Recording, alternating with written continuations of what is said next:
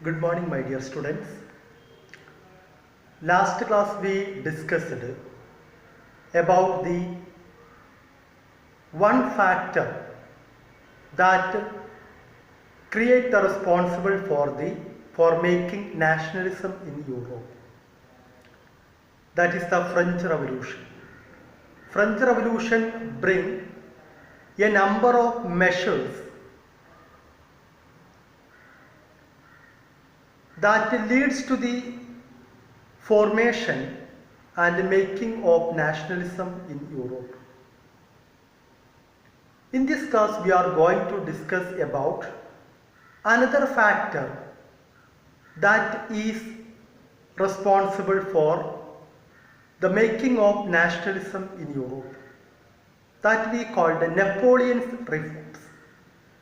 9th standard you have already learned, and we discussed the reforms of the Napoleon.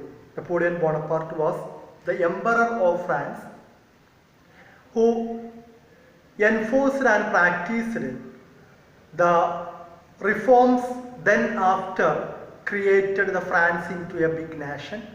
But unfortunately, through the Battle of Waterloo, Napoleon's period came to an end. But actually Napoleon, historian says that Napoleon Bonaparte was the Emperor of France who came to power in France after the French Revolution. That means we can say that year of 1799 to 1815 is the period of Napoleon's. During this period, he introduced several measures. In your textbook, you can see that Napoleon destroyed the democracy. But actually, Napoleon was not a democratic. He destroyed the democracy. That means on that time, almost all the European countries ruled by autocratic rulers. And in France also, Bourbon dynasty, Louis XVI, that we studied the last year. Okay. But Napoleon's reforms was not against democracy, but he destroyed the democracy. That means on that time, the Napoleon's main aim is to unite the nations, to make the nationals, make the nation. So the first one, Napoleon's revolutionary reforms. Let us discuss one by one. First one, Napoleon introduced a civil code that we called a Napoleonic Code. Napoleon codified all the existing laws in France and to make a codified law that we called the Napoleonic Code in 1804. Napoleon ഫ്രാൻസിൽ introduce ചെയ്ത നിയമാവലിക്ക് നമ്മൾ വിളിക്കുന്ന പേരാണ് Napoleonic Code. അതേ France. Okay.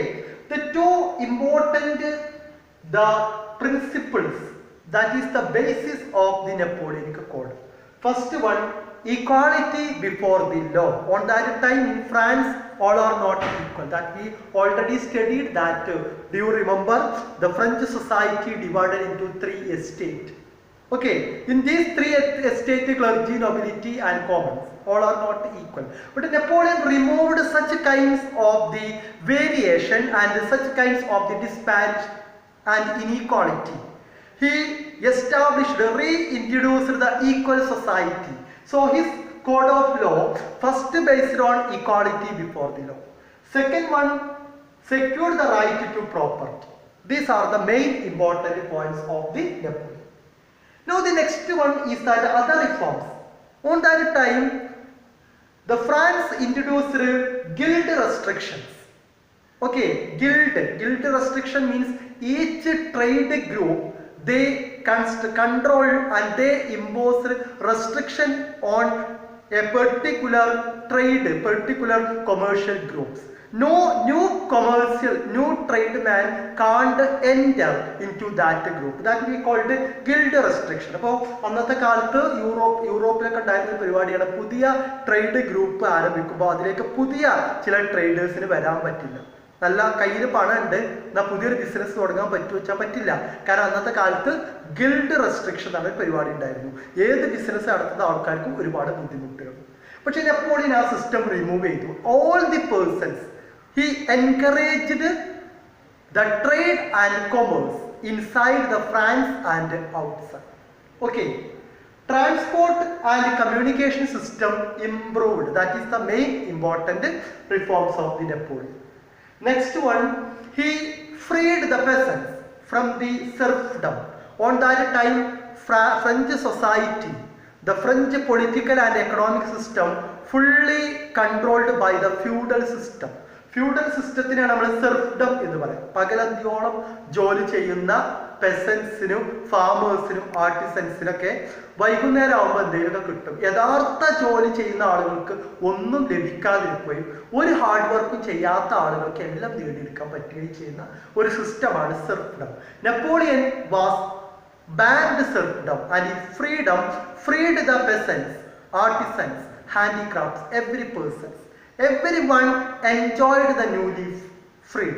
Okay, he freed the peasants. That means Napoleon stopped the feudal system. He banned the feudal system. He replaced the feudal system and treated all are equal.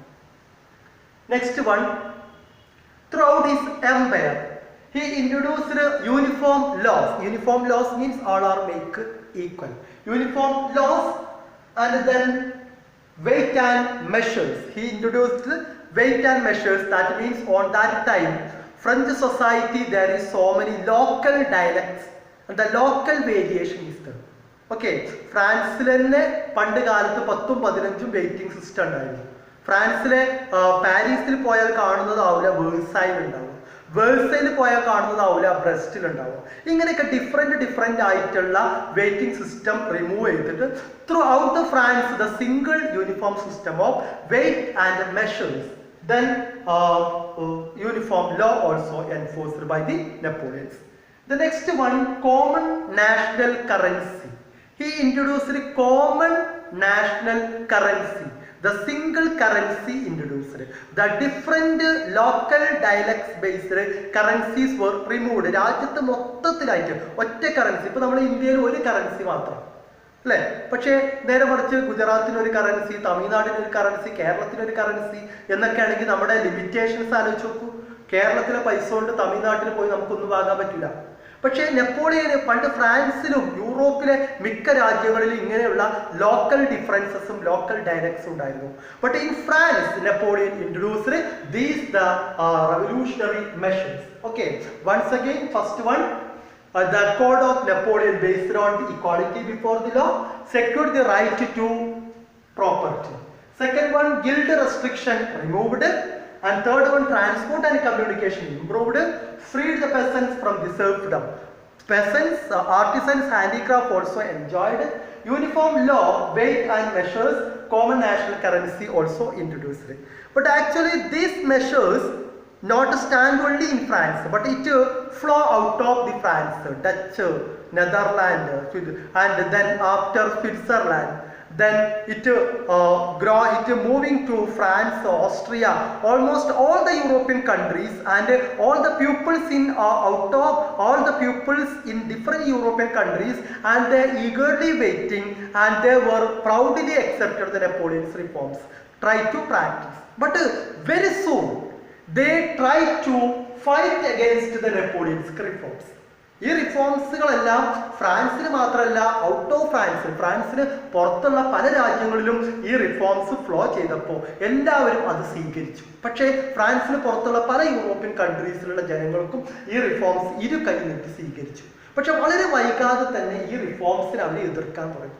Because of three reasons. Examine എപ്പോഴും ചോദിക്കാറുണ്ട്, why the European countries and they began to fight against the Napoleon's reforms. Okay, even though it is very good, it created the good effect in political and economic system, but very soon they turned against the reforms because increased taxation. Napoleon's reforms that created the increasing the taxes.